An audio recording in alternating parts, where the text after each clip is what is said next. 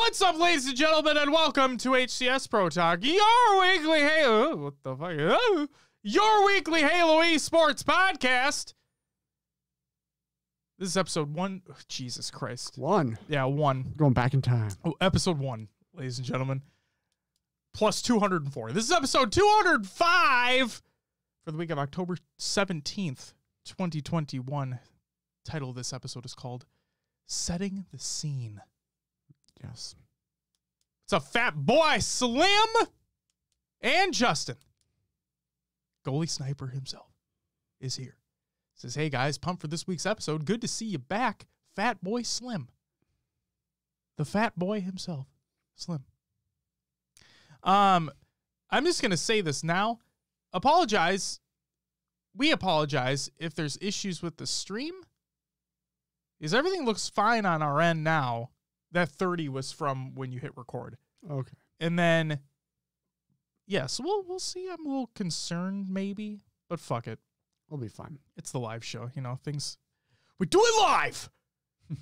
My name is Josh, a.k.a. JK Fire, and this week I'm joined by the man in the Noob Comeback t-shirt, Will, a.k.a. I am Mr. Mayhem. Will, how are you on this Monday evening? Well, as you already know, I'm tired. We're sleepy boys. I'm just tired. Yes. I'm doing all right. How about yourself? I'm sleepy too. My abs be hurting, but we're getting swole. So that's all that matters, Will. Yeah. Welcome back, Deadbolt. Welcome back, Bobetta Feta. Look at these nerds. Yeah, man. You're a fucking nerd putting out blue team tournament stats. Calling us nerds. Oh, wait, we're going to talk about them later on the show. Will? I know what you're... Yeah. Yeah. You don't know what I was going to say. You're going to say what do we got coming up on this episode? I'm not going to say that. Oh.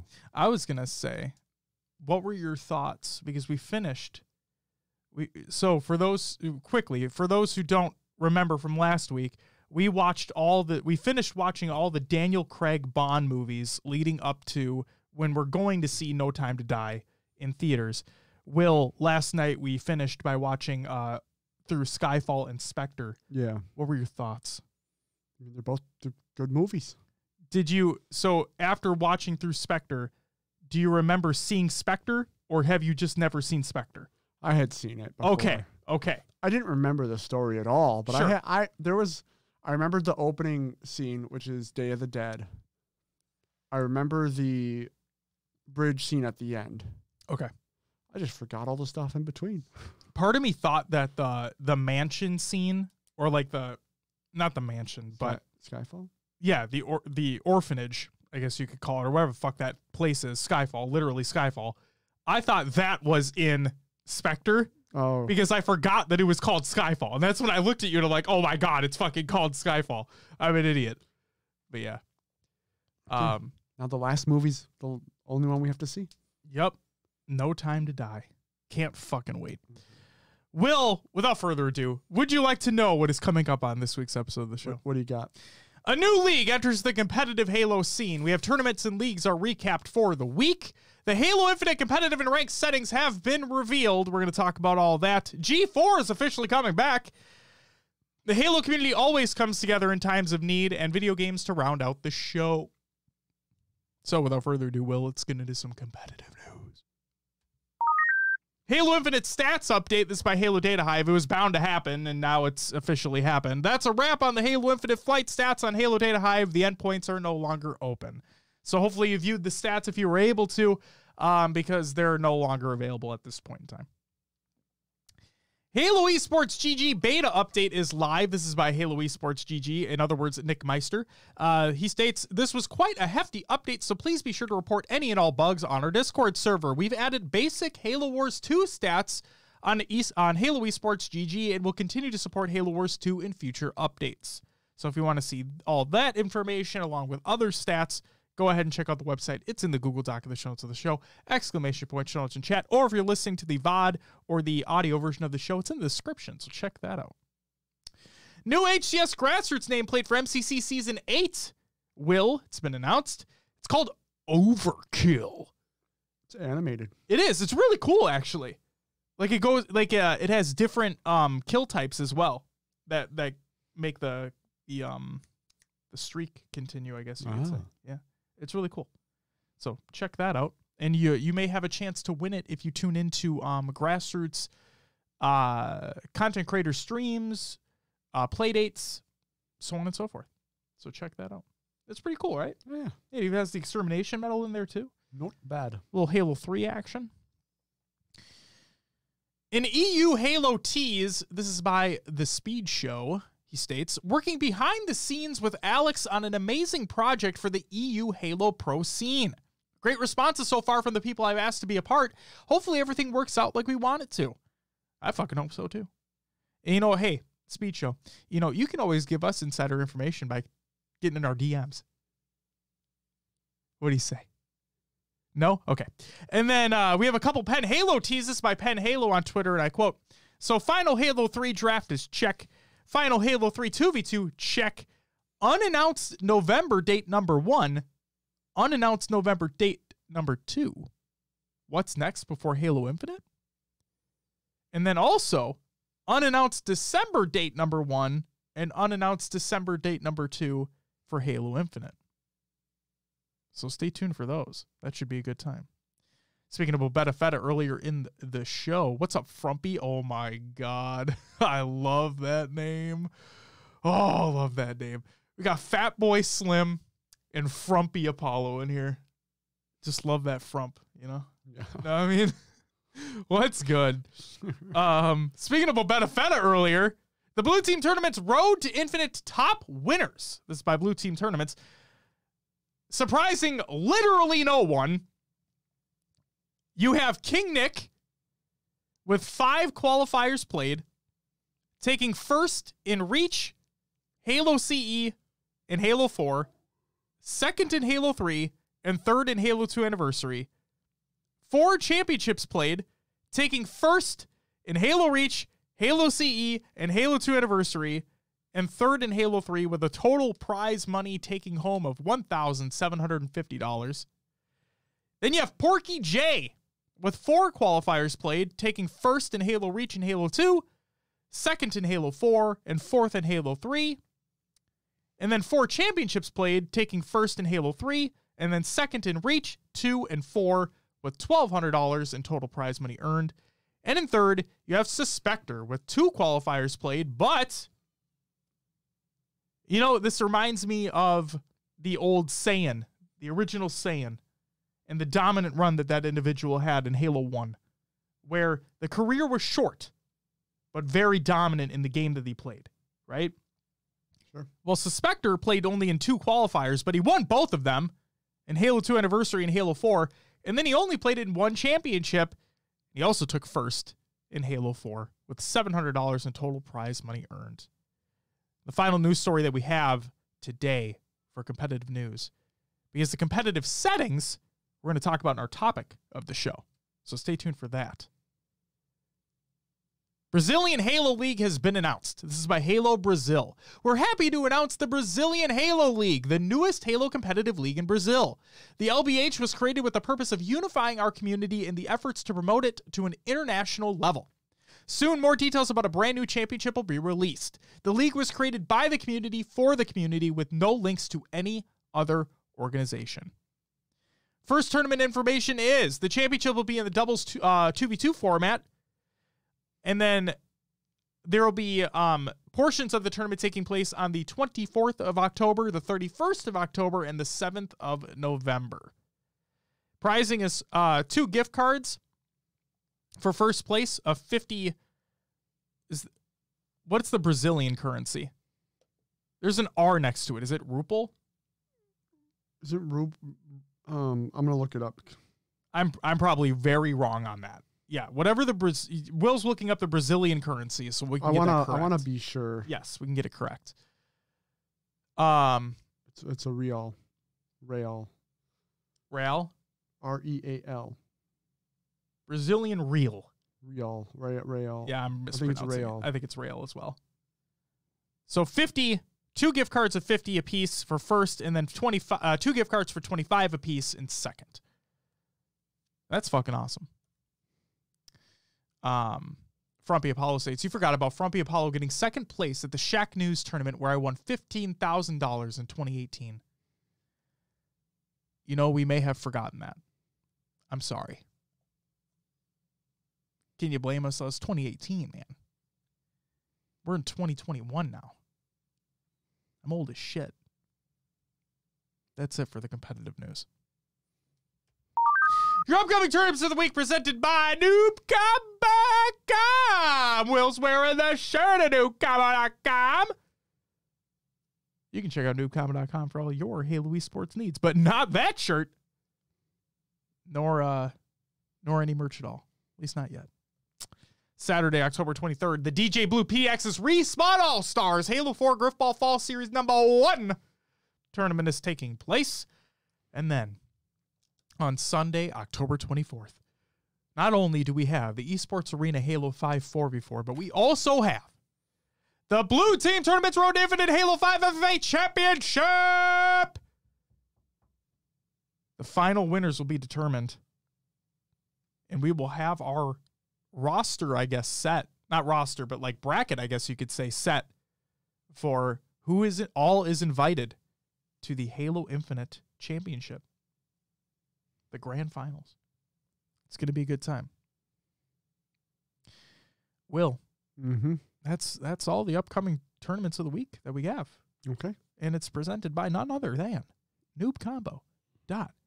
Check out NoobCombo.com for all Halo esports needs. But no merch. Will, what do we got next? Do you want me to? It's up to you. Roster Mania! We'll do it live! We're doing it live. There is no Roster Mania this week. Sweet. But at least you got to hear the soundbite. You did get to hear the soundbite. That means we're on to Tournament League recaps. Ooh, baby. We'll start off with Royal Blood Halo 5 2v2. This is from Royal Blood. And he states, we will reschedule the event for Saturday, November 20th at 2 p.m. Eastern Standard Time. Anyone that was interested in the event but did not get a chance to register, we are letting you get the chance to do it now. So go check Royal Blood out on Twitter. And he also has a smash.gg link for it, provided in the Google Doc in the show notes of the show. Penn Halo had a Halo 3 2v2 tournament, and they crowned a championship winner of Trippy and Flazen, who went up against, I think it's Cutie and Trushov. Congrats to Trippy and Flazen. Josh is typing in the Google Doc as I speak. Keep going. The next tournament, You're good. Esports Arena Halo 5 4v4. In fourth place, it was Team Next X. Third was Virginia Velocity. It says LATAM next to it. Second was Business. And first went to PK. Like you're like stalling there a little bit for me. I appreciate it. Did we have players announced with those teams, or is that all that was given? That's all that I was able to find based off of the bracket that was given, because of course they don't include the players' names in the bracket. Because those aren't common names that we're used to. So nope. If you give me, go ahead and read through the last one here that we have, and then I will get the other part, because I'm pretty sure I know that. There it is. All right. I guess two more tournaments coming up. Second to last one here is Halo Draft League Season 6 Playoffs. In fourth, we had Team Atrocity. Third was Shuffle City. Second went to Legion, and first, Monstars. Whoa.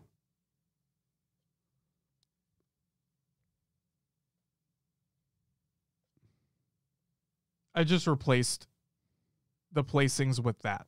Got it. So now you have the players' names. Yes. PK, Pittsburgh Knights. You Yes. might know them. Anyway, fourth place for the Halo 5 Esports Arena 4v4 was Team Next X. That included Simply Fear Me, Juan 117s, Carmea, and Furiously. Third went to Virginia Velocity. It was Zrak, Juan, Sepstars, and Guardian. Second, Business again, was Envor, Septify, Super CC, and Tulloch. And first went to Atso, Gambino, Tapping Buttons, and Drift. So there you go. You actually, these players have been playing together, but keep changing their goddamn names. So True statement. True statement. There you go. Thank you for running through those, Will. I appreciate it. Yeah. As always. Will, shall we talk about our topic? Got there pretty quick. We did. We did, but this is the big boy. Yeah, you got a lot to read here. Yeah, I do. But we're gonna talk about it too. Yo, Frump with the sub, the Prime Gamer. Appreciate it very much. Thank you so much for the primer. You get a woo! Thank you so much. Keep up the hard work. Peace out. Hey, you have a great night as well. Thank you for tuning in for a little bit. I appreciate you. And thank you for the primer. Greatly appreciate it as well. Frumpy, stay frumpy. Ranked competitive reveal. This is by 343 Industries. We finally fucking have the info. Well, here we go. You got a giant article here. I do. Well, it's a little interview with the competitive insights team, if you will, because that's the actual name of it now. Okay. But we'll get to that. We'll get to who's actually included in this interview. But without further ado, hey everyone, this is Tashi from the esports team here at 343. First, we'd just like to thank everyone once again for participating in the most recent Halo Infinite technical previews. Your time and support goes a long way toward ensuring a smooth launch later this year. We understand that while you've gotten the opportunity to see and play the more lighthearted and social parts of Halo Infinite's multiplayer, many of you are also chomping at the bit to learn more about the ranked and competitive side of the game. Well, today's the big day. We have a whole lot to share. In this blog, we're going to be talking to folks from the multiplayer, sandbox, and competitive insights teams to learn more about our philosophy and approach to competitive gameplay in Halo Infinite, as well as sharing important details around starting weapon, motion tracker, and more. The fun doesn't stop there, though. As to go alongside today's blog, we've just released a new video on the Halo YouTube channel where multiplayer lead Andrew Witz and competitive insights team member Vissel Mohanan, L-Town, join host Andy Bravo Dodinsky for a deep dive into one of, is it Vissel? How the fuck do you say L-Town's first name? I feel like an asshole right Everyone now. calls him Sal. Deep dive into one of Sal's full gameplay videos on the competitive version of Strongholds on Recharge. I'm sorry, L-Town. I apologize. I don't want to get your name incorrect. Our guests for today's blog are as follows. Andrew Witz, lead multiplayer designer. Quinn Del Hoyle, the sandbox design lead. Ellen Gleiber, the sandbox designer of equipment. Austin Mickwin McCleary, competitive insights team. And Gregor Haas, competitive insights team. I wonder. And before we get into it all, here's the TLDR and today's news for ranked and competitive in comparison to Halo Infinite's social multiplayer settings. The BR-75 will be the starting weapon. The motion tracker will be disabled. Grenade hit markers will be disabled. Friendly fire will be turned on. Modes will be Slayer, Capture the Flag, Strongholds, and Oddball. Weapons, equipment, and grenades on maps will be set on static spawners, meaning they will always appear in the same location on each map and mode combination, and will respawn at the same intervals. Let's dig in. Competitive core. Tashi says, thank you for taking the time today to talk competitive with the community today. Gentlemen, I want to first start with a question for Andrew and Quinn. When it comes to competitive Halo gameplay for multiplayer and sandbox respectively, what would you say are the core principles or pillars of the franchise that the team kept in mind for Halo Infinite? Andrew states, the multiplayer team's approach to the ranked competitive arena experience is similar to the arena pillars in general, which we covered before in a previous Inside Infinite article, but as a reminder, fair starts. Players start the match with fair and balanced gameplay mechanics. The lone wolf survives, but the pack thrives. Players feel like they can have a high impact on the game individually through their skill expression within the combat sandbox and mode rule set, but the team with the better coordination, communication, and reactive skills will seize the most victories. Mastery equals mechanical depth plus tactical decision-making. Mechanical skill expression will get players far in the arena ecosystem, but mastery comes from macro gameplay decision-making within a map and mode's framework. A match with two teams of equal skill should be determined by the team's tactical decision-making as the mode's state is continued by player action. Concise and clear game mode states. Arena game states are communicated efficiently and urgently. When a mode state is progressed, then all players should be informed of the change and have a window of opportunity to react to it. This meant to bolster tactical decision making. And then power is earned and impermanent. Scavenging gameplay within a map and mode combo pushes teams to contest the acquisition of items within the sandbox. Any item that can be earned can also be taken away through combat resolution, positioning, and tactical actions. We wanted to take the baseline pillars from Arena and push them as far as we could for Halo Infinite's competitive settings. In that way, competitive is an extension of our other initiatives on multiplayer, such as introducing systems that allow us to update the game with new items, modes, and maps in ways that feel curated for the competitive audience. This was important to us because we want ranked Arena and our competitive settings to grow with the game over time, allowing us to react to feedback we receive from the competitive community. Quinn states, for competitive Halo, there's a strong handful of tenets that we strive to understand and follow. But from a sandbox perspective, there are two ideologies that would matter most to us when crafting our gameplay features. First, the importance of nailing the classic need for a starting utility weapon. If you remember, this is something that was very important to us on Halo 5 Guardians as well, and is why the Magnum played such a key role as a starting utility weapon for that title. I'm going to finish Quinn's statement and then talk about that for a brief second. For Halo Infinite, we felt it was important for the utility weapon to be in a form of a rifle. Halo has a rich history with powerful weapons like the Magnum, but it also has as strong a legacy with rifles like the battle rifle. For us, the BR-75 is the definitive version of that iconic weapon. As a player, you'll feel confident and powerful with it equipped, just as a Spartan should. Additionally, it is stunning both visually and audibly. The artists and audio experts really could not have written a more accurate love letter to Halo fans with their work on this weapon. We love it, and we hope you do too. So he states that it was very important to us on Halo 5 Guardians as well.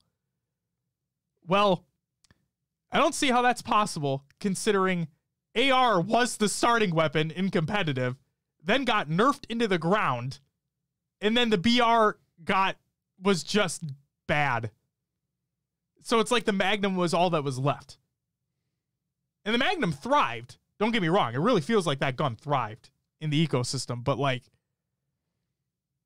okay. Second is that power and control are earned, not given, which is one of the key Arena pillars that Andrew touched on. The sandbox toys combined with the maps and modes create a competitive cocktail that must reward decision-making, aiming skill, movement, and even risk-taking. Specifically to sandbox, the equipment and weapons all have roles with intentional strengths and weaknesses. Thank you. So when players have earned these toys through combat, they need to understand not only how to use them, but when to use them as well. Some toys will be very straightforward on how to use them. Others will require lots of playtime and practice before a player excels with it. That is by design. Tashi says, that's great to hear. So one thing we're excited to share today is that the starting weapon for ranked and competitive will be the BR-75, the battle rifle. I'd love to learn more about what went into this decision, why the BR was selected, and how it was designed and tuned in order to meet the needs of the players. Andrew states, the process consisted of a lot of iteration with multiplayer, sandbox, and the competitive insights team. We play-tested a ton of different loadouts over the years, and each iteration allowed us to learn more about how our game performed at a high skill ceiling. We've toyed around with different weapon starts, but we frequently would come back around to the BR and how its spot in the sandbox often overlapped with the demands of the starting weapon in competitive Halo specifically. Another area of heavy consideration was the secondary weapon and what it meant for players with a full inventory as well as its effect on scavenging. Going back to the Arena pillars, we want power to be earned on the map, and scavenging gameplay is super important to us to maintain even at the competitive level. If players have a full inventory of effective items off spawn, they may not need to contest for other items on the map. We eventually playtested with only a battle rifle in the player's inventory, and the response from our competitive matches was positive. Players felt effective off spawn, but also felt the need to contest for other items on the map to fill their inventory so they can best optimize their impact on the match. So, again, just to reiterate, There is no secondary weapon when you start off in ranked and competitive. It's just the BR. I am surprised that you don't get the sidekick. The sidekick. I was surprised too, to be completely honest. I mean, it takes. They even nerfed it a little bit from the first flight, right? So it takes a while to kill. It became. I mean, you still can get kills with it, but you're not going to get a double kill. It's not powerful. I mean, no. I would be fine if they even nerfed it more. Really? Will's getting fucking crazy now. And then they did give it to you just for that moment where you run out of ammo in the BR. You got to reload. Switch to now. I get it. They want you to scavenge, right, and have something, right, but just something to give you. Because off a spawn, if everything else is already grabbed, you at least have a sidekick to help you in a fight if that fight lasts a little longer than expected. Right. And you said you hit the nail on the head. It's not as powerful. Mm-hmm. And there is bloom on the gun as well. Yeah. Which, well, said it multiple times, I'm not a fan of bloom, but it does provide that more sense of a sidekick scenario where it's not that powerful, but it can finish off something for you in a dire straits situation. I mean, make it to where it won't hit anything more than 25, 30 meters away. And it has to be a close-up finish-off weapon. I was going to say, it's not a Halo 5 pistol, and it's not supposed to be, as we've talked about and agreed upon. And yeah, but I get what they're doing with the no. They want people to fight over those. It's more utility, right? Yeah. So you get the green gun noob combo, whatever you want to call it, the plasma pistol. Yes. Do you go for the VK, the commando, to have that secondary weapon that might help you if you need to switch to it in a fight where you run out of ammo, things like that. So I understand why they're doing it. Like we've talked about before, I just want to get my hands on it and try it out myself. Yes. And as was shown in the video as well, the commando was on recharge. Yes. So you can pick it up off a weapon rack. It's not just battle rifles that are on the map. Mm-hmm. There are the other rifles associated with it as well. And we had mentioned it before that gun can be very dangerous when you learn how to pace it and control the recoil. So it'll be interesting to see if that's a heavily used gun or not in competitive. And as we talked about before too, while not a big fan of bloom, if that gun didn't have it, it'd be a laser beam, and that would completely break the competitive aspect of the title. Like it'd break balance completely. So I know a lot of people aren't fans of bloom on this, but it's a hell of a lot better implemented than Reach, in my opinion. It definitely feels, if there was a compromise to be had with bloom, this feels like it's it. I don't think anybody wants bloom. No, nobody does. There's a Reddit thread that I read today. Like, person wrote an essay on why bloom doesn't belong and how they need to bring it to 343 to remove it from the game. Well, you look at one of the highest competitive games out there right now in Valorant. Yeah. And that has recoil control, technically bloom. Yes. In a sense. I mean, frankly, with that title, like there's times if you're spraying, you need to aim on the ground. Yeah. In order to be, that's the same thing with CS. It's the same thing. Mm-hmm. So if there was a compromise, I'm fine with this. What they did is they made the sandbox work, and bloom. It can be frustrating, right? But it just balances the weapons even more so. It makes them work in the intended purpose. And it's not realistically, I get it. You're a super soldier, but sure, trying to fire off 3 sniper shots in a row, you're most likely hip firing them. You're not going to hit them, right? We're not talking about the Halo 2 sniper right now, where that thing's just like bam, bam. Like, fuck that. And also not every gun has it either. Yeah. And for me, I hated it in Reach so much because it felt like it was prevalent everywhere. Like, no matter what you were using, it was always there. The needle rifle, the DMR, the AR had it, the pistol. Like, everything that you would typically use in your arsenal had bloom associated with it, and it just detracted so heavily from the flow of the game. Yeah. And there's times where you could almost have someone dead to rights, and that last shot just misses. Yep. They get behind cover, teammate comes in, whatever it may be in that fight.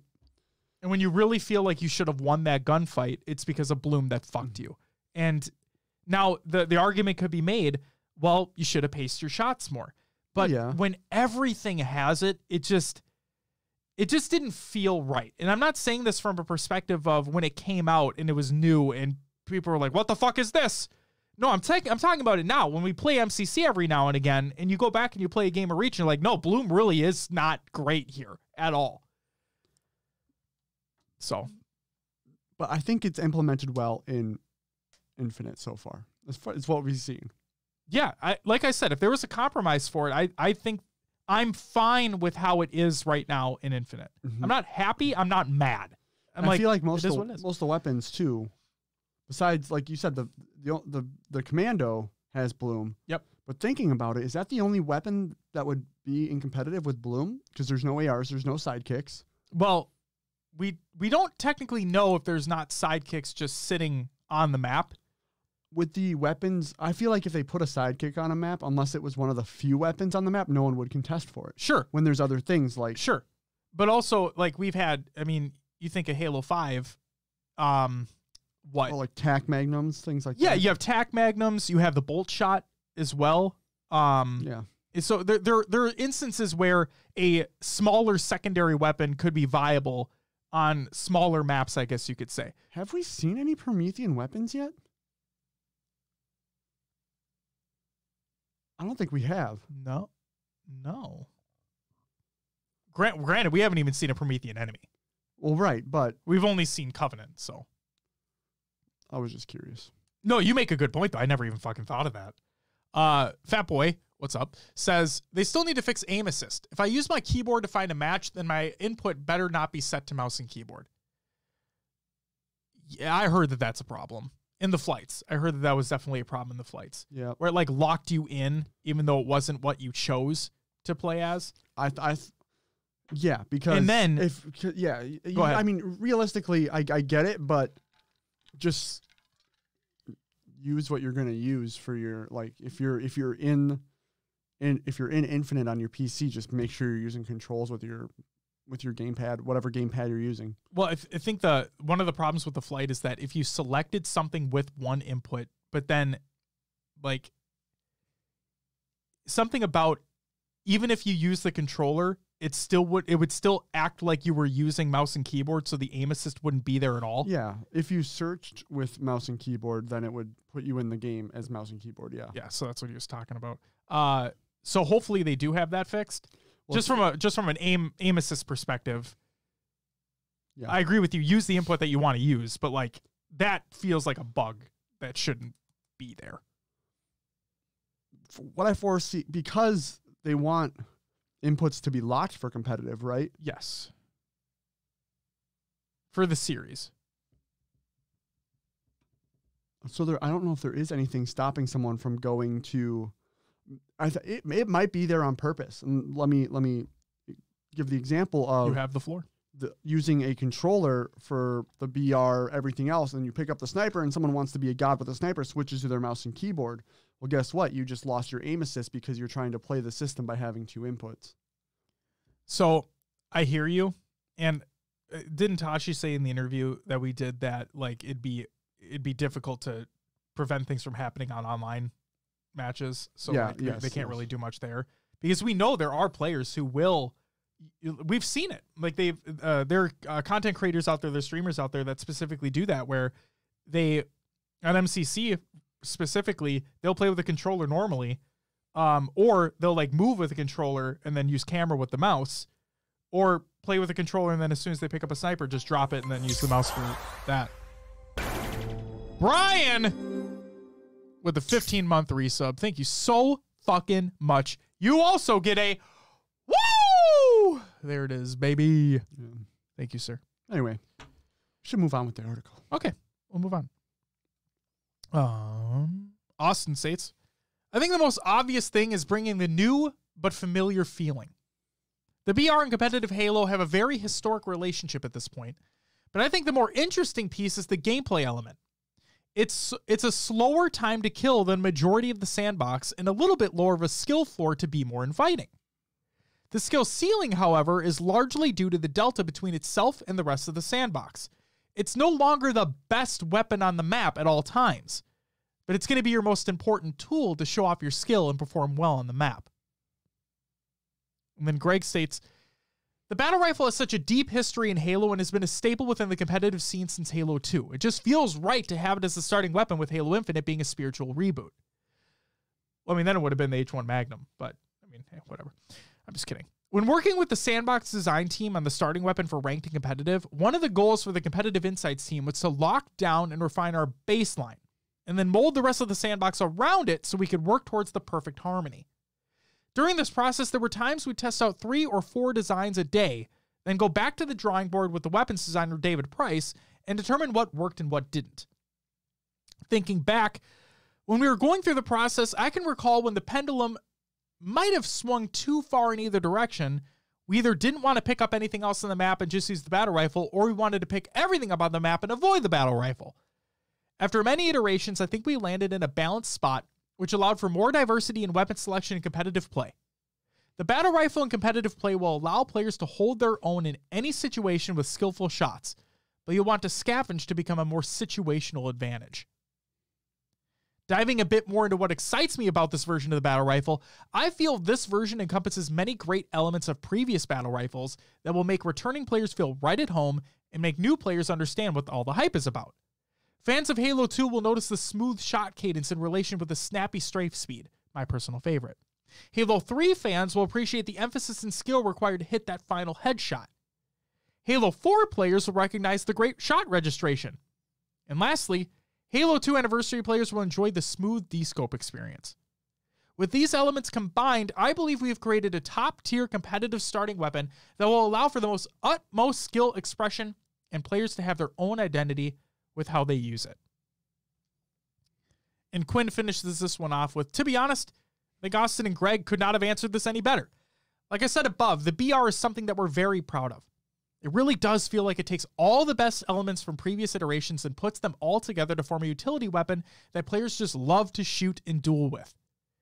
The duel is something that we can't stress enough. If the starting utility weapon is compelling in a 1v1 duel, then we know it's hitting the competitive mark.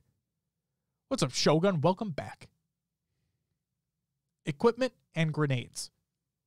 Tashi says, one thing that's totally new is the equipment in Halo Infinite and how that will all work in ranked and competitive.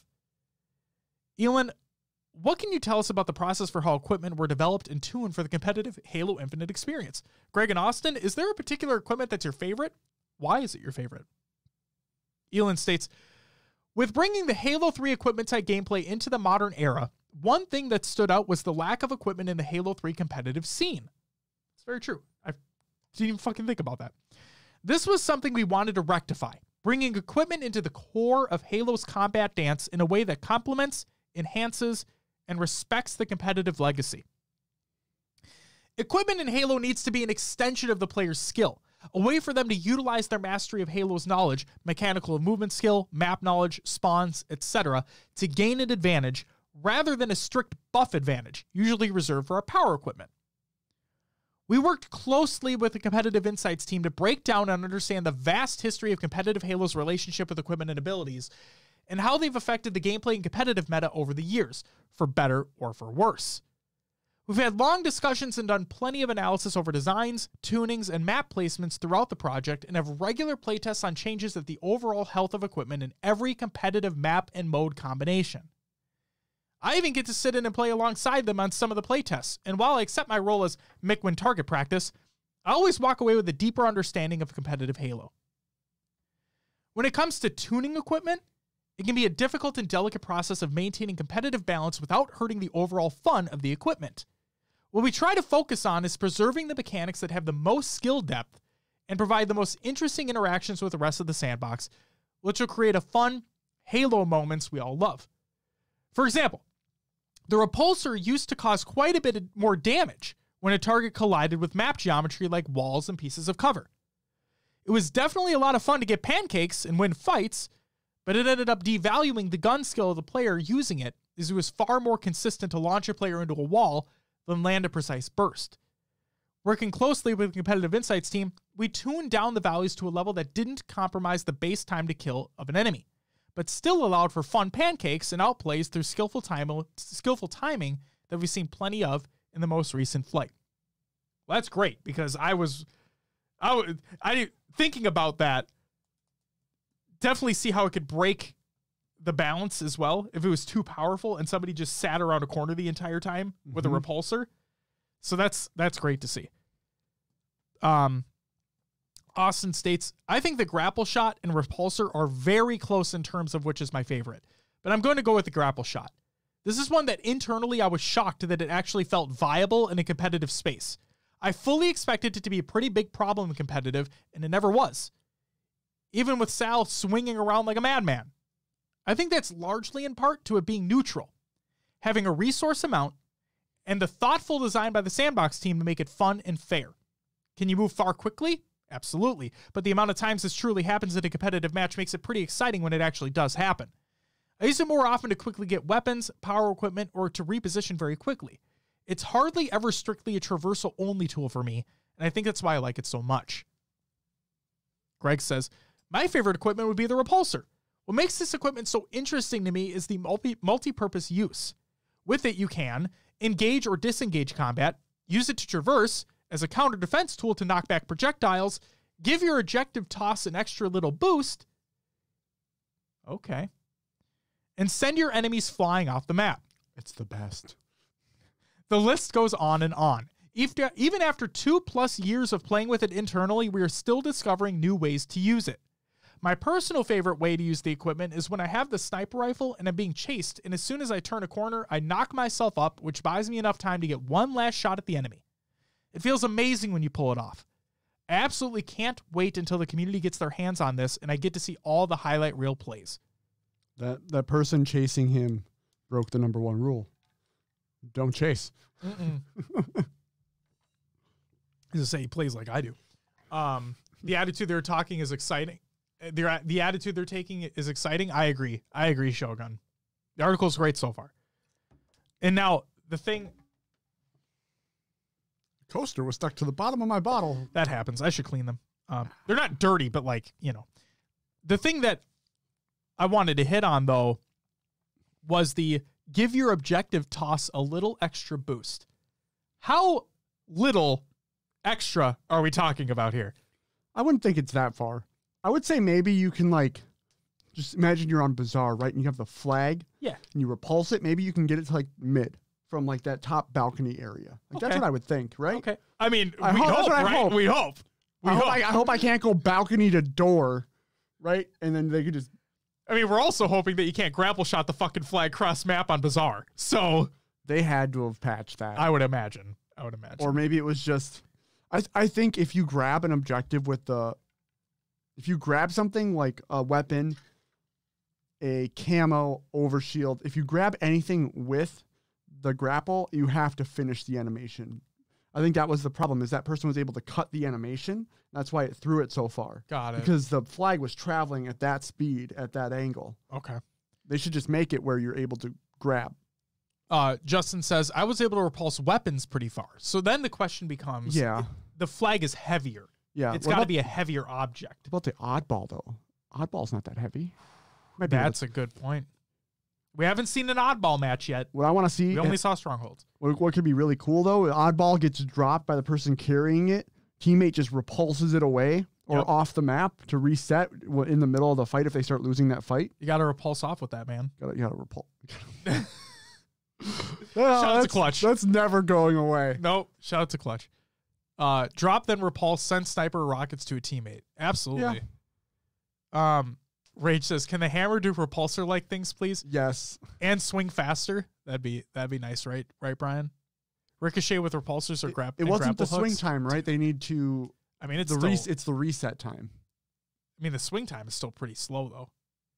It's got that wind up to it. Yeah. Did you watch his video, man? Yeah, but I'm just saying, the swing. Yeah.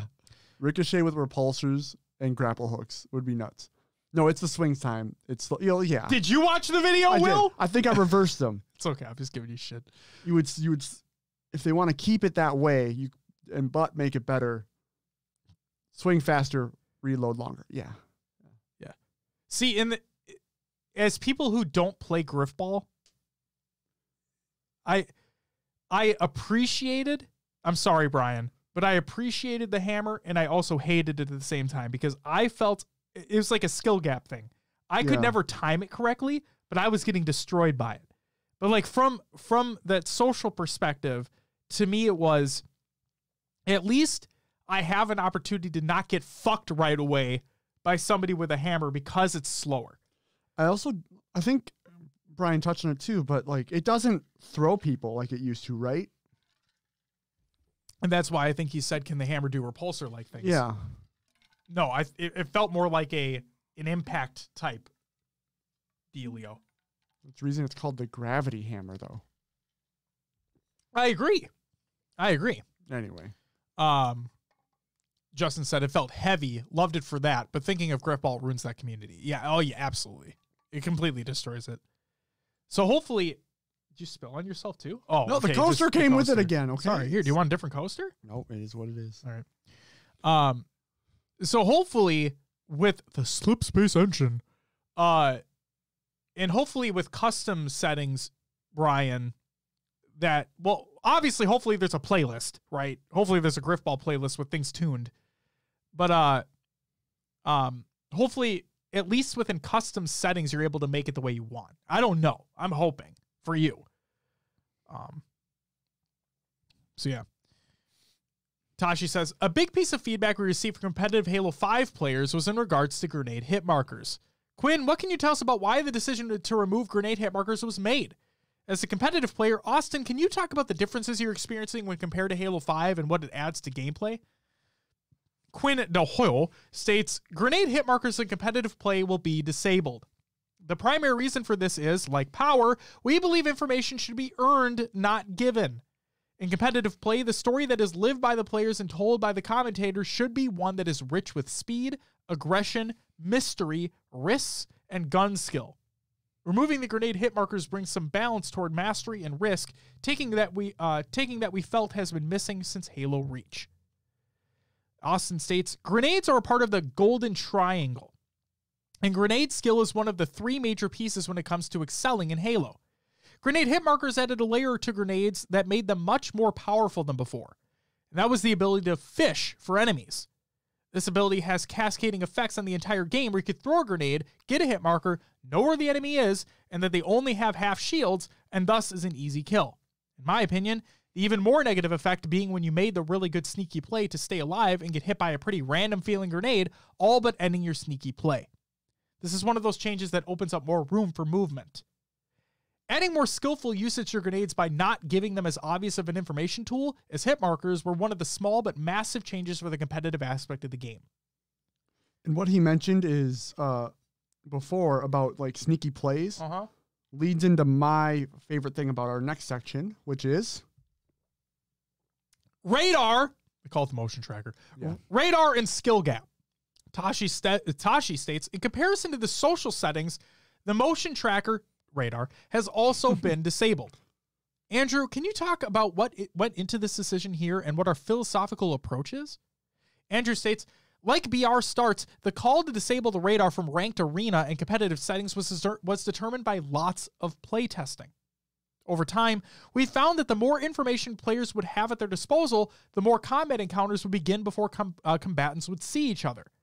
While we embrace this gameplay in our social game mode experiences as it offers clear benefits to the fun of the Halo dance, for competitive settings, we want to push players' map awareness and target acquisition skills to the forefront of the experience.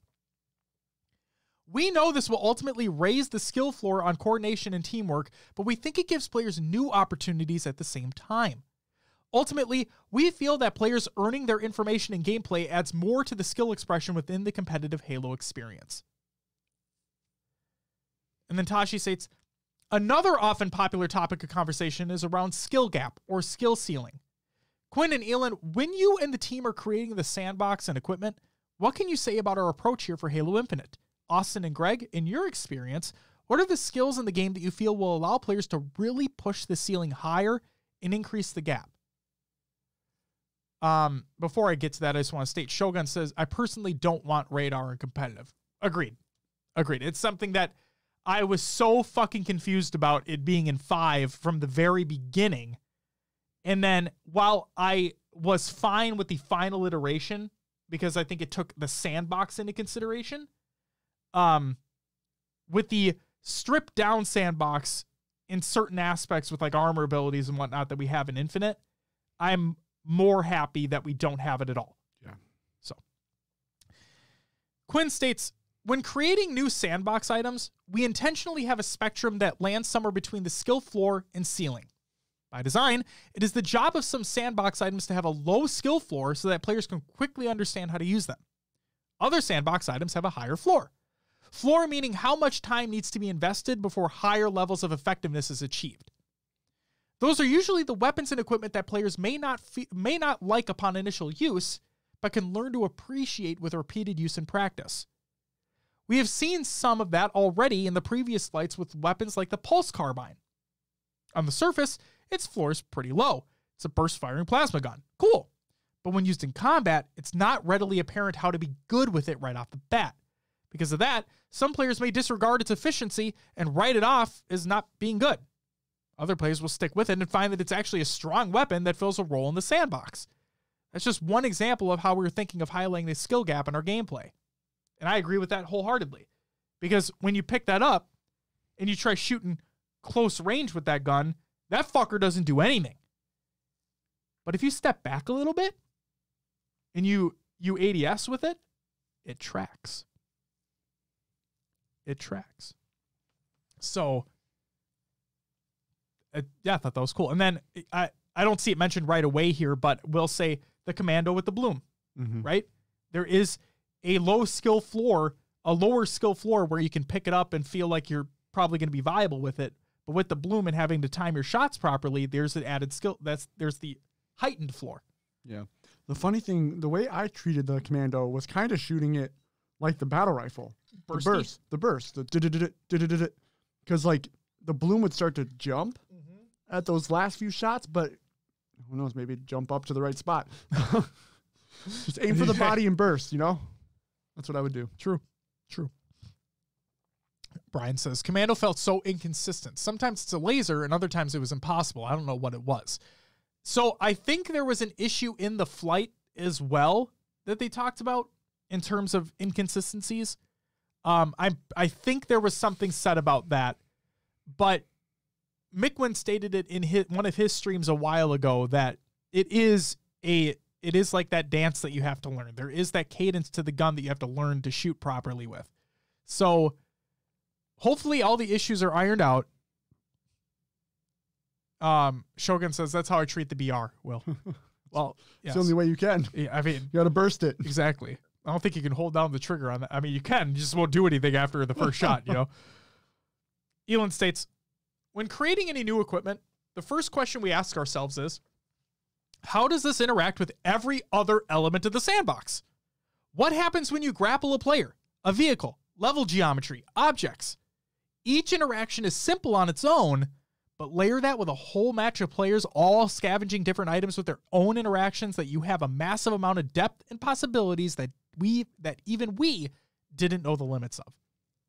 These interactions are crucial because they're not only what makes Halo feel like Halo, but what creates the skill gap that drives the competitive side of the game. The mastery and utilization of all those interactions in-game is what will define the top teams, creating advantages and outplays that'll be talked about for years to come. Brian says, as long as it's the game's fault and it means I don't suck, then it's all good. I mean, you should talk to Silas about that. Because when he was playing the fucking flight, he was doing what's in your name, Brian, raging. And it was hilarious. Austin states, one of the hardest things in Halo is to quantify all the things that go into why a player is great. But I'm going to try my best. I think Halo Infinite is a return to form in a lot of ways with a little bit more emphasis on positioning skill, acquiring tools on the map, teamwork, and having great aim than Halo 5's heavy emphasis on movement. These will always inevitably shift, but in my opinion, the skill set currently does a great job of keeping all of them fairly balanced. Are you really good at controlling weapons? Do that. Are you a heavy movement player? Do that. Do you just want to not miss and win every fight? Do that. Do you want to just hold spawns and make sure you're keeping great positions for your team? Do that. They're all there. And I think it's interesting to watch and play all these different styles return and be as close to equally as important as they can be. Greg states, when I first read this question, my mind instantly went to those old Xbox 360 gamer profile pictures from MLG that would describe specific player roles. Main slayer, objective player, support player. Within our team, we each have our own niche. For example, Cleat Assault LaRusso is known as the grenade player. He's able to use a variety of grenades in such a successful way that it stands out in our playtests.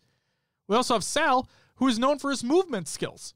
He's able to vanish mid-combat and buy his team so much time. I'm known as a scavenger. You'll find me using anything I can get my hands on which I feel always keeps opponents on their toes because they don't know what to expect in the next battle. Halo Infinite offers so many new avenues for players to explore, and we already have plans to expand that space even more. More guns. More guns. More maps, more modes. Tashi states, Andrew, the team has put a lot of work into the modes as well, and I know Strongholds has had some tweaks in Halo 5. Can you talk a bit more about this area? Andrew states, our process began by spending a lot of time playing a ton of game modes from past Halo games and discussing them together with the Competitive Insights team. We discussed pain points in past titles and did a deep dive on each mode so that both the multiplayer and Competitive Insights teams had a common language for us to align with as multiplayer created the arena modes for Halo Infinite. The multiplayer team wanted to iterate meaningfully on modes based on some of the issues we identified. See you later, Brian. Have fun bowling. An example of a mode that received these iterations was Strongholds from Halo 5. The multiplayer and Competitive Insights teams agreed that the mode had a lot of competitive depth and offered a fun experience that leveraged Halo gameplay quite well. The two spots where we decided to iterate on the mode were on scoring visibility and the contesting rules. For scoring visibility, we really wanted to improve the signaling to players that they must own 2 or more zones to begin scoring. To help with this, we added scoring effects to our new area capture object, the one that your personal AI sits on, and a custom mini scoreboard for the mode that shows zone ownership so that players don't need to search for pin nav markers to see who owns what stronghold. Cool. Improving scoring visibility also allowed us to focus on the contesting rule set as well. This is important. In Halo 5, a contested zone, some progress made by the enemy team on a zone owned by your team, would still be considered owned and thus would continue scoring. We felt this did not allow for comeback moments specifically toward the end of a close match. A team could be in the process of capturing a stronghold to begin scoring, but during the capture loop, the other team wins the game. We've seen it bajillion times in Halo 5. Yep. Our new rule avoids this situation by stopping a team's scoring updates as soon as their stronghold majority is challenged by the other team. We feel this still stays true to the competitive integrity of the mode and allows more opportunities for tactical decision-making to win the game. So as soon as an enemy steps in a stronghold that you have captured, you stop scoring if you have 2 captured. You stop that. I mean, you would still get 1 point, right? Or no. No, you have to have 2 in order to score. That's right. So you just stop entirely. Was there a game? This was shown in the video that they did too. Yes. Was there ever a game, maybe a different game than Halo that I'm even thinking of, but if you had, I think it's Call of Duty. I'm thinking of Call of Duty. If you had 2 zones. Oh, Control. Or no, like. Well, Control just went, like, once you capture the points, you capture the points. I thought there was something where, like, if, like, so you each had, say you had 1 zone each, you would still get 1 point every time it ticked, and then once you got that second one, you were doubling points. Maybe it was a past Call of Duty mode, something like that. I don't remember. I have no idea. Justin says yes, but that's kind of part of that. At least that's how I feel, but I could get used to the new way. And then he also says, I just definitely want more game modes added in later seasons. Can't stay stale. Absolutely. We've talked about that before. Some Roaming King. Bring it back. Roaming King could be cool. Extraction. No. I mean, why am I already forgetting the name of it? Now you have me thinking about Extraction.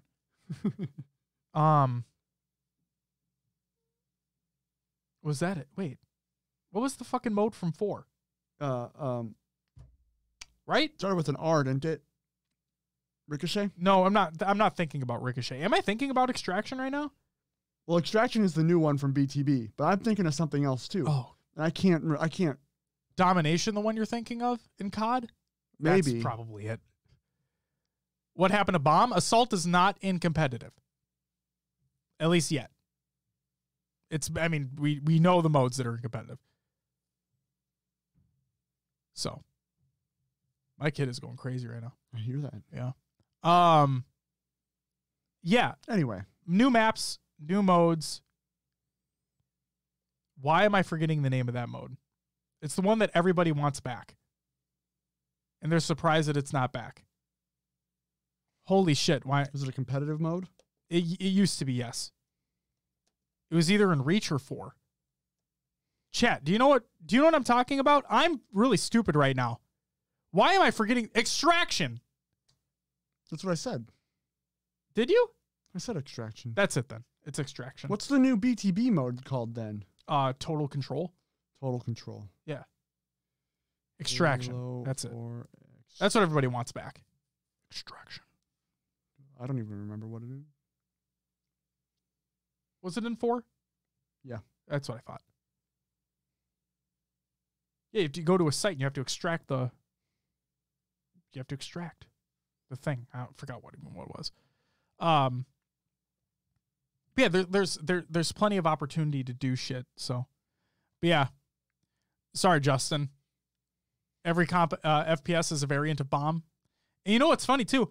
We also did not see anything regarding that supposed game mode from the video we talked about a little while ago in a previous episode. The round-based. The round-based one that was leaked or whatever? Yeah. Yep.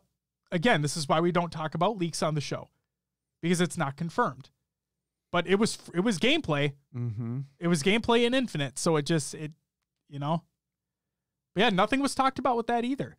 So I honestly am wondering if someone got a hold of that, the custom game mode and was able to just make it dial settings in like that. Sure. To make it look like that. Definitely. It absolutely could have been. It's just, it was weird to me because of how the scoreboards were laid out. Yeah. That looked like it was made for that. It did. You're right. So that's why I wanted to talk about it on the show, because it was in the game. Unless it's coming in a later season. It could be. You never know. It's just, you mentioned it a long time ago, how cool would it be if Halo had a round-based mode. Or it could just be a social game mode. It might not be competitive. Could be. You never know.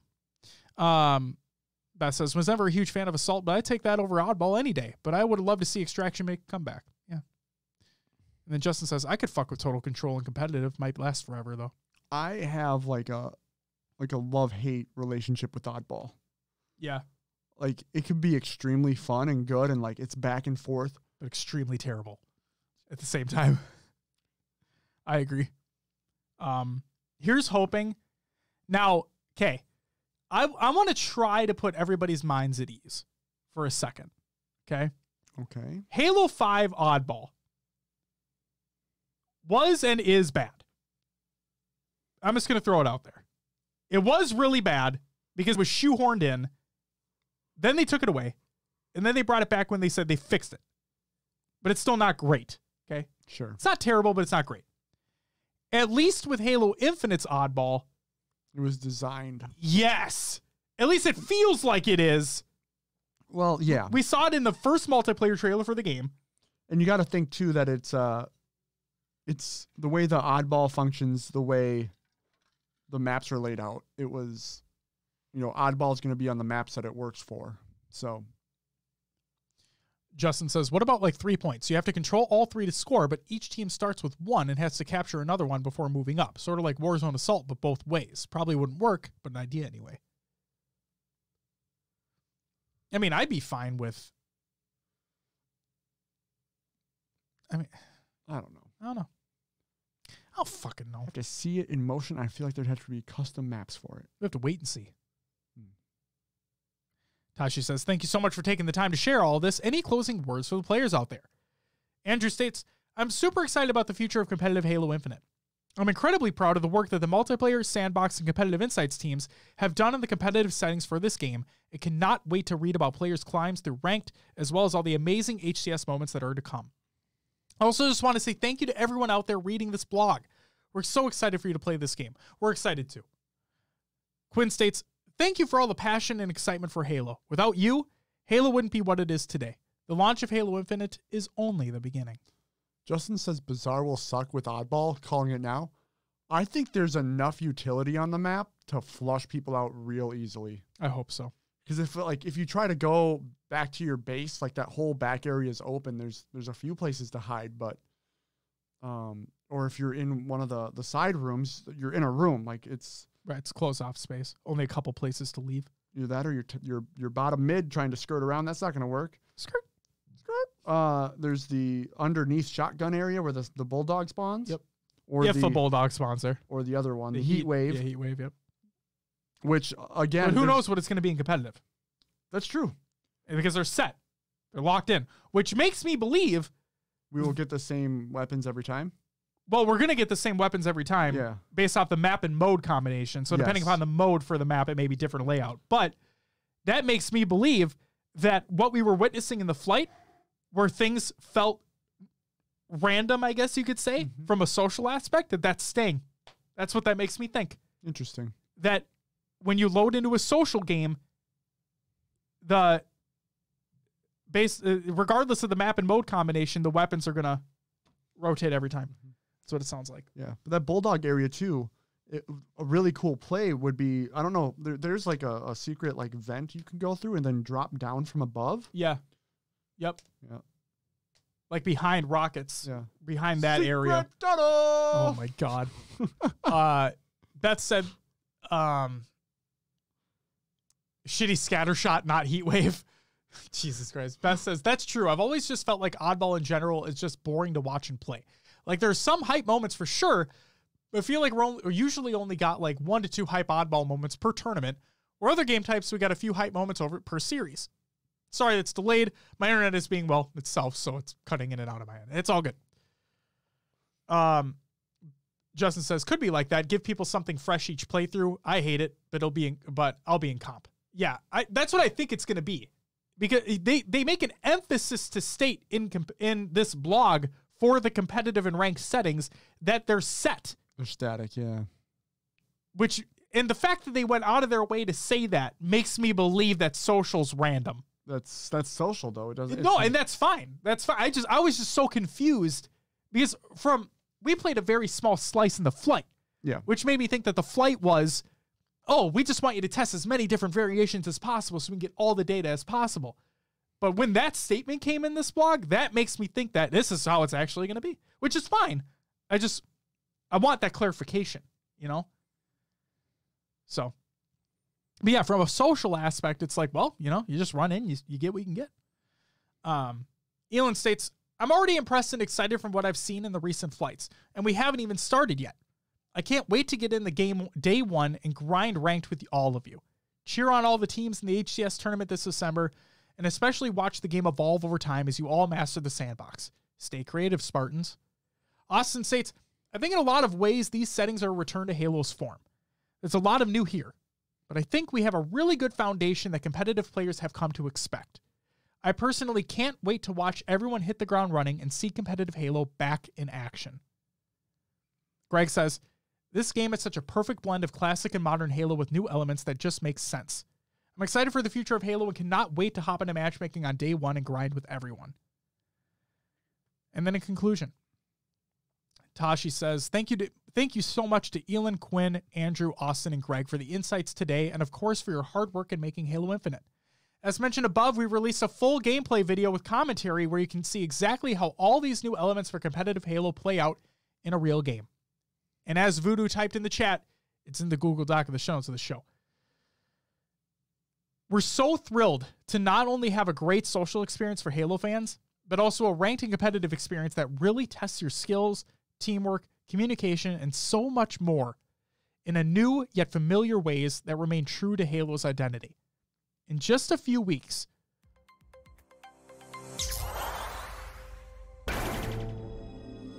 Eric with the gifted sub to Martin Ohms. Look at that. Voodoo Man himself with the 7 gifted in total. Thank you so much. Woo! In just a few weeks, we'll be pulling back the curtain on the ranking system for Halo Infinite so you can see exactly how you can work your way to the top and the rewards you'll get along the way. And hey, one day you'll be on top of the ranked leaderboards, and maybe the next day you'll find yourself on the HCS main stage.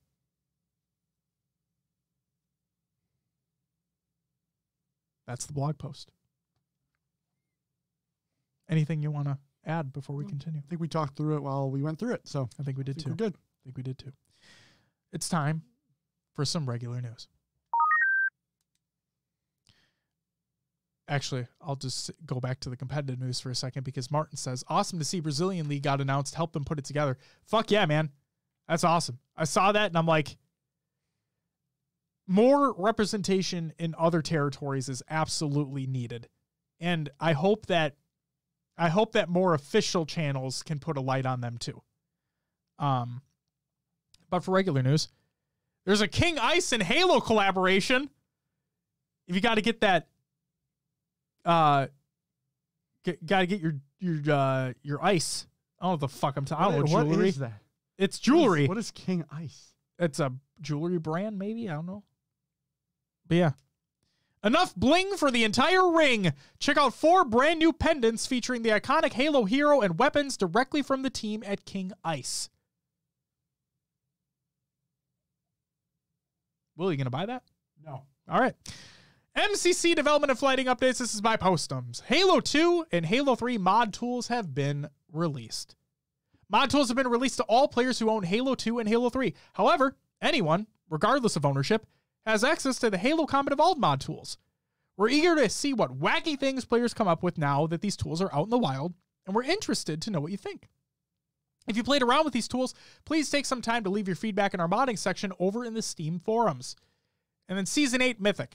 As we mentioned above, we're targeting a hot fix for players that will resolve a bug we found late in our release schedule. Players may notice that Halo 3 ODST is not playing the correct languages when not in English. We already have a build and test that corrects this issue, and are hoping to have this update roll out as soon as it's gone through its round of testing. So keep your eyes peeled for when this one drops next week. That's it for the regular news. CyberCon to the guys watch! I don't have anything COD related, but, I mean, Zombies got announced, and they're doing, like, this weird, wacky fucking, like, what's the word I'm looking for? Voodoo-ish type shit. Martin's name notwithstanding. But yeah, they have, like, deities and stuff like that associated with it, where this Nazi general or whatever, like, calls upon the dark arts to resurrect all the fallen to becoming zombies and to make them his army. Interesting. Yeah, so there's that. But really what I want to talk about, G4 is to launch on Verizon Fios, Cox, Xfinity TV. Who the fuck thought that was a smart idea to name their company Cox? COX. Cox. Maybe it's COX. Oh, I mean, it's Cox.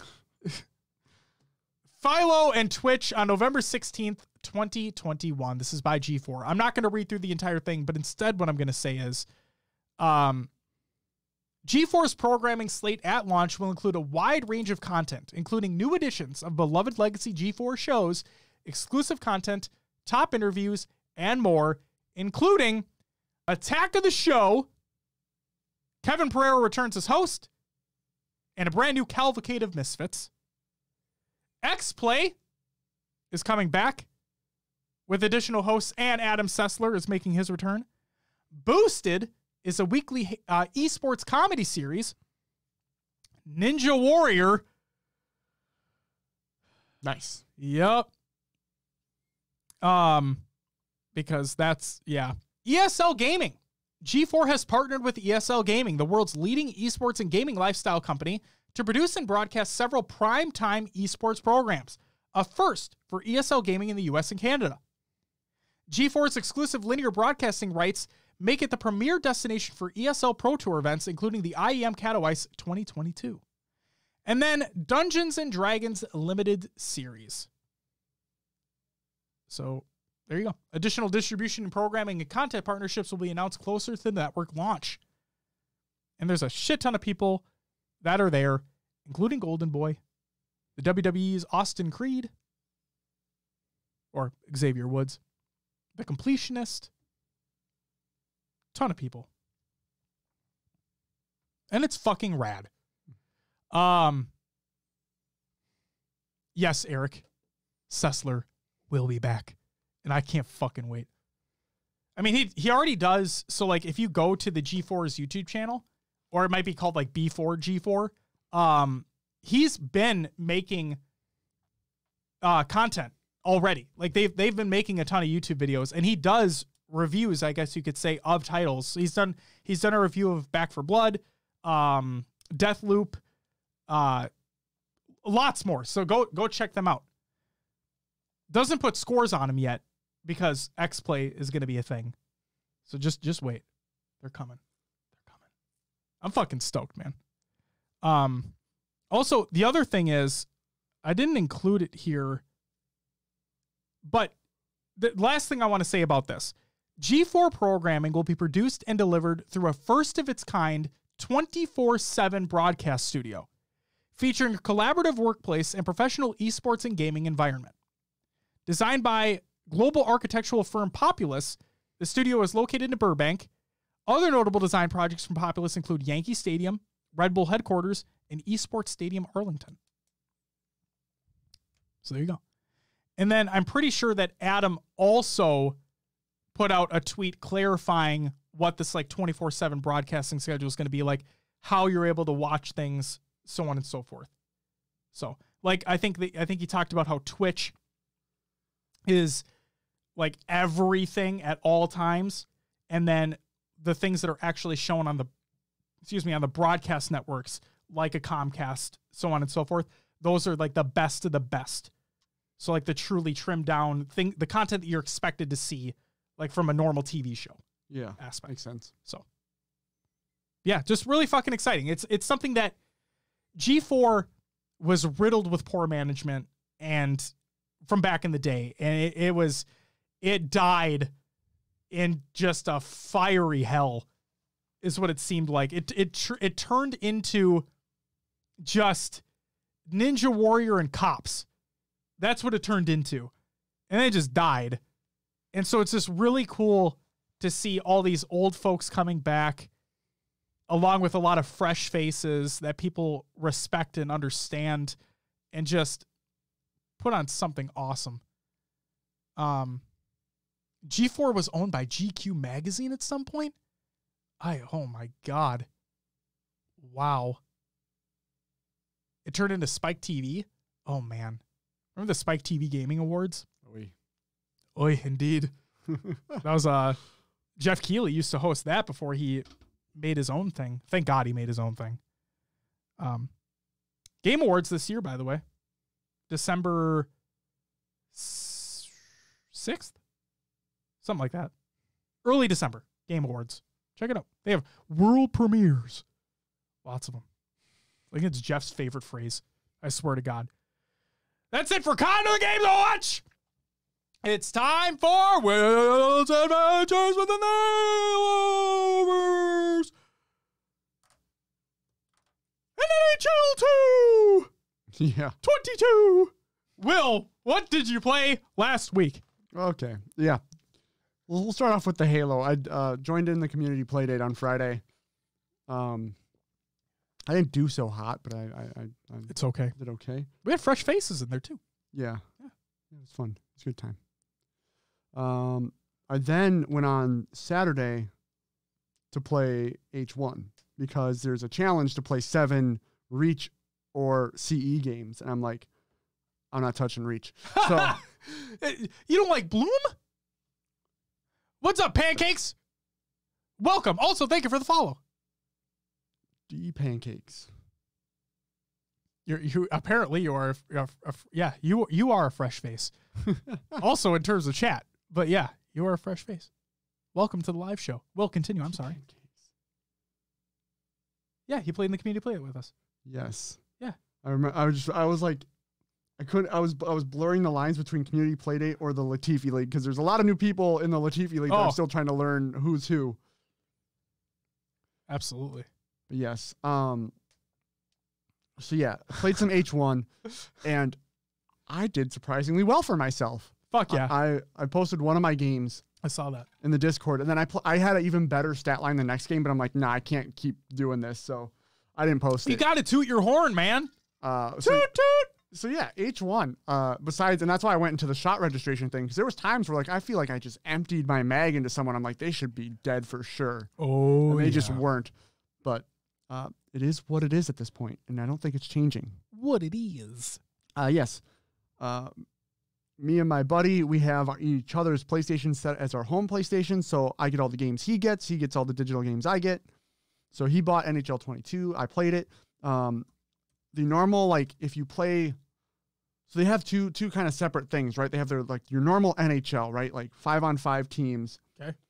And they also have this thing called World of Chell, where it's like. Is it actually called that? Yeah. I always think the Chell thing is weird. It's like the Chawl thing. For challenge? Yeah. Well, it's because it's called NHL. Yeah. But so the just people Chell. combine the end of H and the L at the end, and it's Chell. Yeah. Don't know why it happened, but it did. So it's more of like your arcade, right? You can just run around. You can hit people more. You can, and it's got like 3s. It's got 5s. But you get to create your own character and wear your own clothes and things like that. So it's really cool. So I did a lot of that. This Chell is so fucking hard. Voodoo says, yeah, Chell is a thing. NHL hits 2003. Peak hockey game. I remember that. Oh, God. I mean, NFL Blitz was the peak NFL game, too. Yeah, that was good. Yeah. But yeah, there's my buddy Joe and I are trying to get so like when you play 3s, it's a tournament. Every time you have round 1, round 2 finals. Sure. So we're trying to get to. We've been to the finals, but we haven't won. Okay. We haven't won one yet. It is tough. Hey, it's very tough. You'll get there. Yeah, we'll do. You'll it win a fucking eventually. chip. Oh boy, F1. The Latifi League. Yeah, I didn't last long at all. I spun out in qualifying, tried to get back onto the track, but I drove too far backwards because I wanted to come on like a safe point. Not because I would have done what happened to Martin in the real race and just cut across the track and probably taken someone out on a hot lap. At least it wasn't Martin that you took out. I tried to be nice and I got disqualified from qualifying. So started 15th. We go to the race. Everything's going fine. I think I got up to like 8th place. I was pretty excited about that. Fuck yeah. And I'm coming around a corner, and there's just 2 cars sideways on the track. I had nowhere to go. I clipped my wing, had to pit because I had absolutely no steering. That was Lion who hit me. Yeah. I had no steering in the race. I come out of the pit a few turns later. I'm all by myself, and I spun out because my tires weren't warm. And that was the end of it. I spun out into the wall, took out the front right side, and I was done. Shit. Oh, man. So, and my teammate also spun out before I spun out. So we took 15th and 14th respectively in that. And it happened to 3 other drivers with cold tires. Yeah, it's definitely a change from 20, 20? Yeah, 2020. Yeah, right? Yeah. Justin says I'd be kicked out of the league quick, turn around and wait to take out the. Oh my God, you play like I play NASCAR.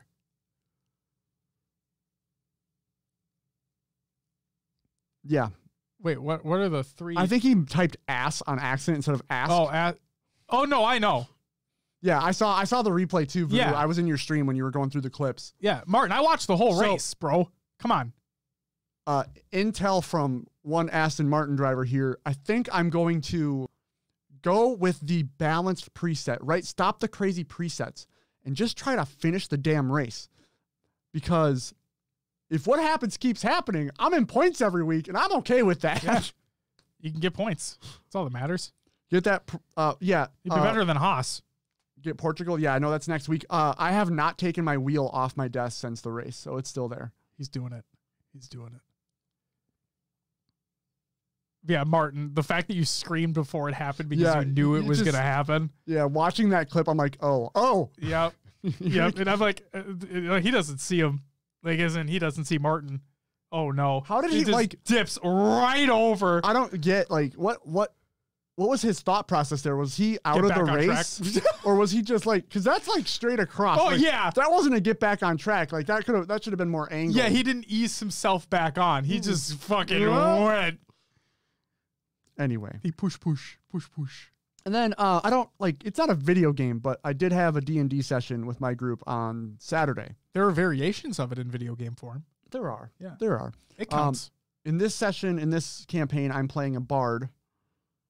One of our players was missing. He wasn't able to make it. So the DM created like a scenario where we all woke up randomly in the woods and we were all separated and we had to find our way back to each other. Oh, cool. Which made it easier because one player's gone. He's also missing in the woods type of thing. Okay. But the funny thing is, apparently, so the way the DM described it was like, you're waking up and you're in that state where like you're asleep, but you also like are awake, but you haven't quite opened your eyes yet, but you can feel you're awake type of thing. You're coming out of your sleep and have you experienced that? Oh yeah. So, and he was like, you feel a caress on your cheek and the like a presence leaving your lips and all this. And I was like, okay. Did you get fucked in your sleep? And he's like, what do you do? I'm like, well, I open my eyes and he goes, and you see you are completely naked. I'm like, what? Wait, hold on. Did you get raped? Hold on. No. This was not, I don't know what happened. Cause there's sounds rapey to me. It does. But, yeah, so we end up, the group finds each other. So I just end up, we found out these pixies are like playing tricks on us and stuff. Okay. So I just kept making jokes the whole time, wondering why the hell I woke up naked, like asking the group, like trying to be like, did you guys like wake up naked? And everyone's like, no. I'm like, oh, never mind, like type of thing. Jesus Christ. So yeah, and I have yet to find out what happened, but we left it where we all met back up, found our other player who was missing, solved the Pixies riddle, and went on our way. Nice. So it was kind of cool that we were able to still have some story happen with a player missing. Hell yeah. That's cool that the DM was able to do something like that for you. And we didn't have to cancel the whole session just because one person couldn't make it. No. Martin asks, ooh, thoughts on the D&D live on G4? I'm for it. I still need to watch fucking Dimension 20? Yeah, Dimension 20. I still need to watch that. Critical Role is a very highly acclaimed podcast as well. Still need to. I haven't even started that. I really like Dimension 20 when I'm kind of frustrated because I started a D&D podcast that wasn't super popular. Sure. But it was called Just Roll With It was the name. Mm-hmm. And I started listening to them. Season 1, they finished the arc, go into season 2, and I'm like, there's like 40 something episodes, right? And I'm like mid to high 20s. And then all of a sudden, all of it just disappeared off of podcast services. I'm like, what the hell? I go to their Twitter. Their Discord disappeared. I go to their Twitter and they pulled all the episodes because they're like, we don't want a product out there that we're never going to finish. Apparently players left the table, things happened. Oh shit. And they were never able to finish the story arc.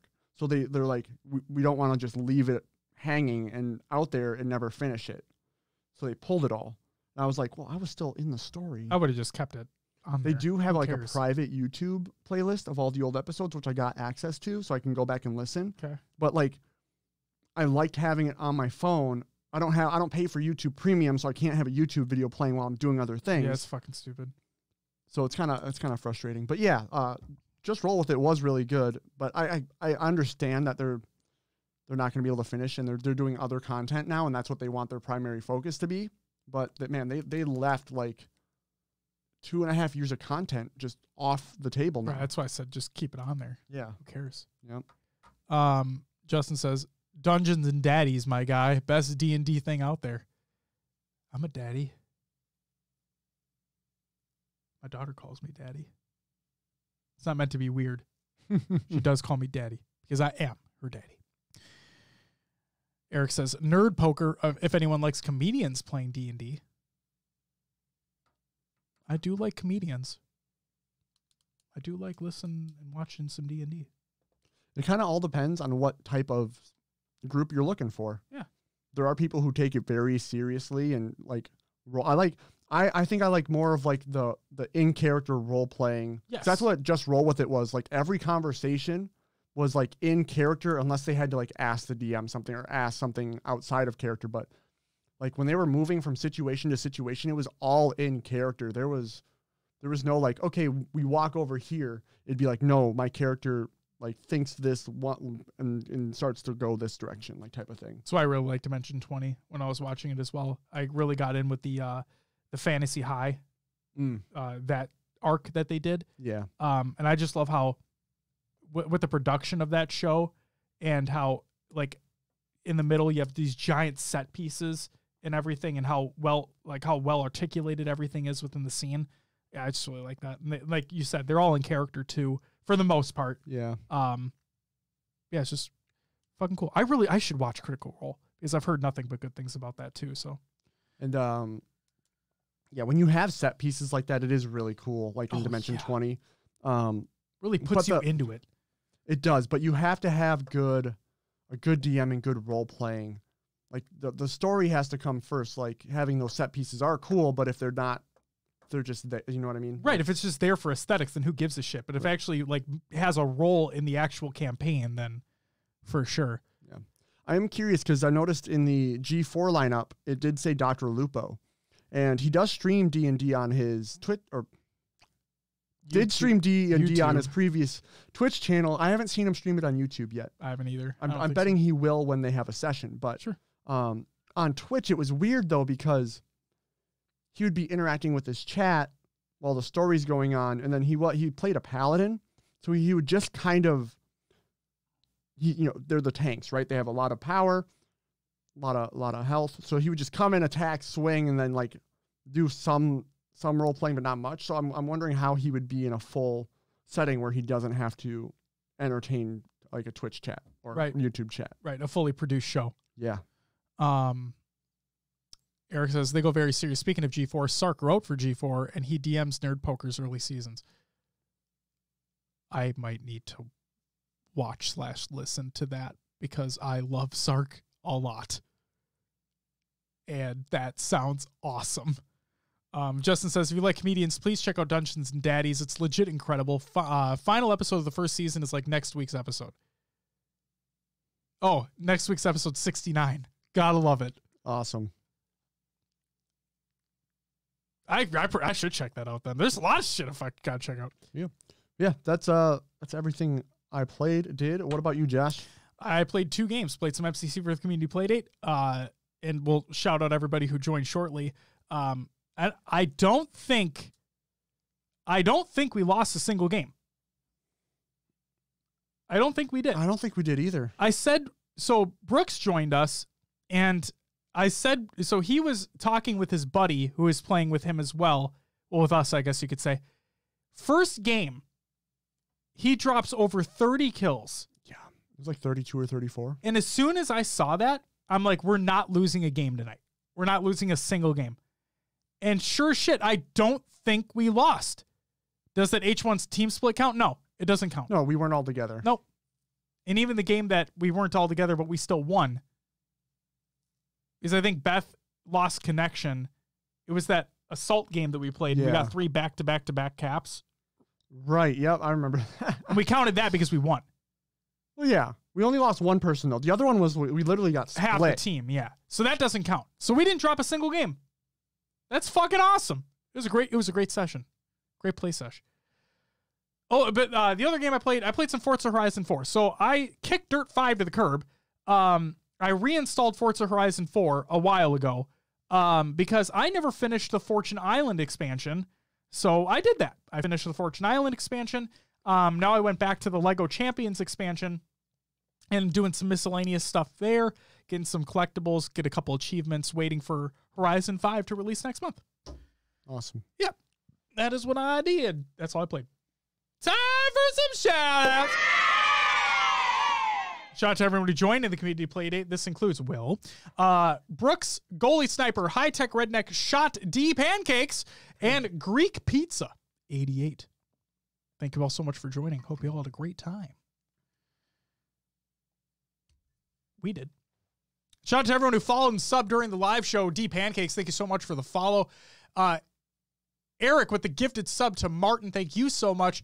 Brian with the 15-month resub. Frumpy with the primer. Thank you all so very much. And then after the show from last week, Hooli, thank you so much for the follow as well. Sad you missed it, Shogun. Hey, every week, man, Fridays, do it up. Join it up. It'll be a fun time. We're here. We're kicking.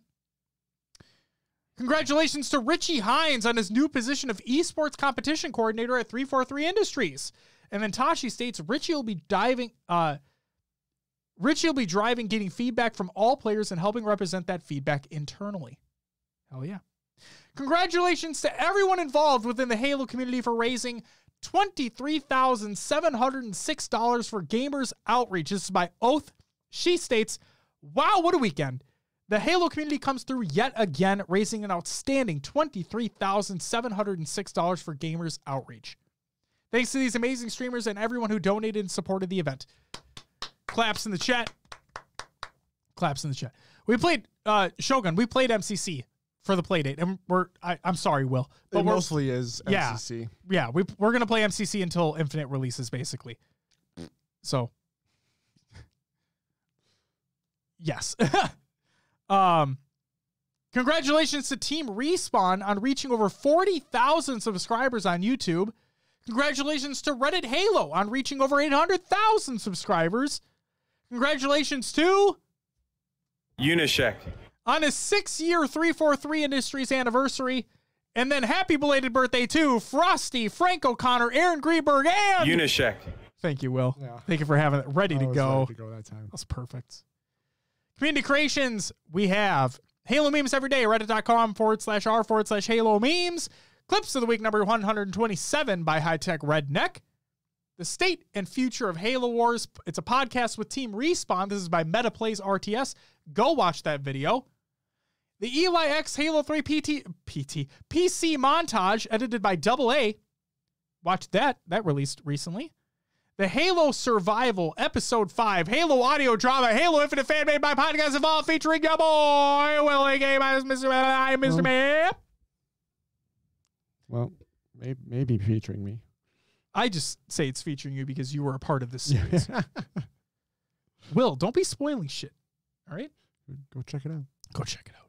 And then finally, the Zeta Halo Experience. It's a fan-made environment by Infinite Forges. It's a level that was built in Unreal Engine 4, and it features what their interpretation of Zeta Halo would be like. Go watch the video, go download it if you want to, and go try it out. Some good shit. That's it for the community creations. Will, that's it for the episode. Without further ado, would you mind plugging the show?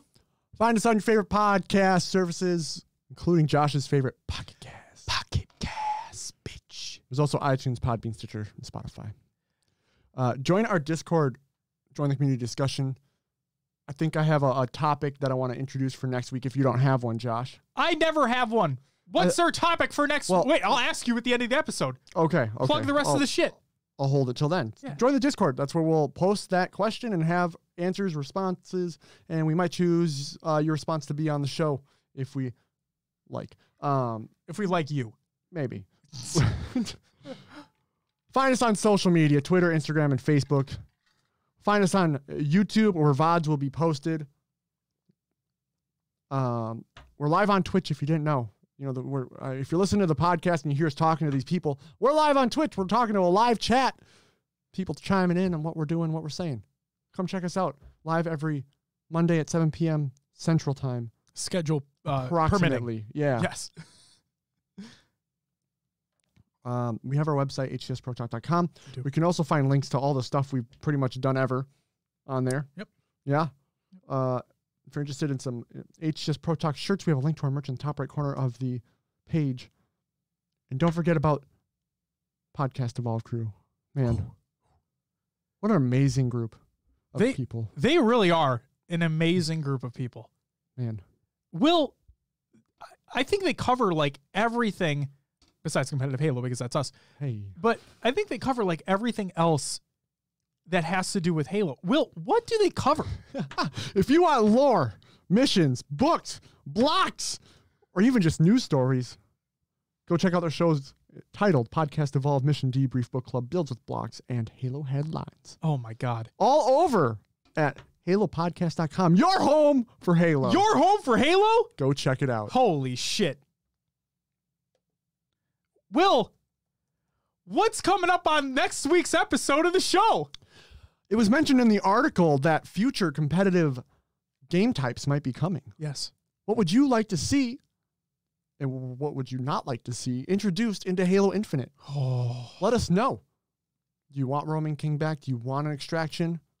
One flag? Who knows? Bring back Husky Raid. Yeah. I'm kidding. Competitive. Fuck that. Fuck that mode. Oh my God. Justin says, I'm excited about their book club on the new book coming out tomorrow. Mm-hmm. I have to buy that book. I gotta buy the book. Buy the book. Yeah. Sweet. Awesome. We'll post it in the Discord.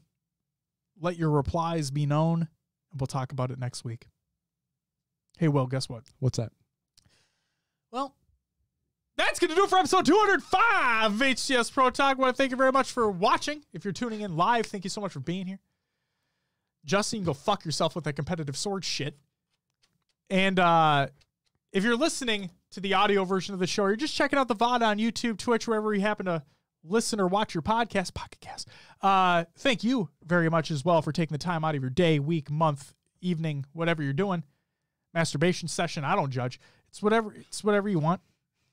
Whatever you're feeling, when you need that competitive Halo stuff, you know, you get it right here. HCS Pro Talk, your weekly Halo esports podcast.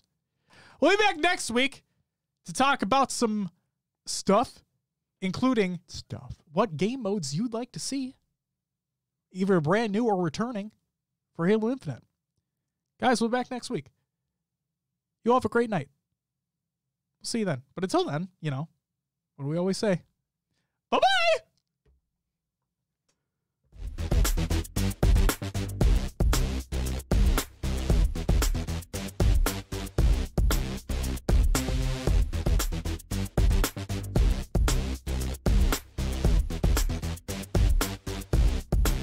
Thank you, Silos!